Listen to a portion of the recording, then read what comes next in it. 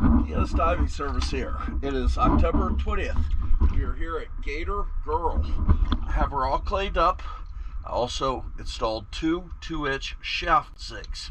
I'm going to show you your transom zincs, which will need to be replaced pretty soon.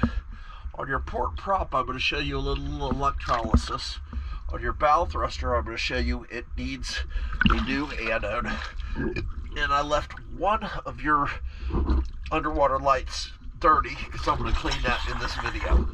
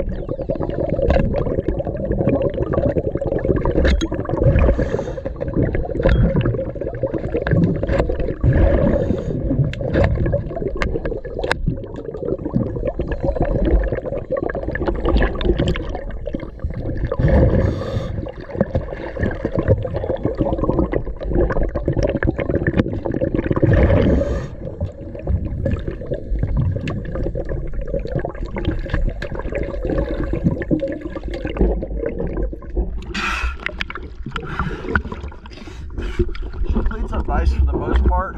However, your water line paint is getting thin and it grows quickly.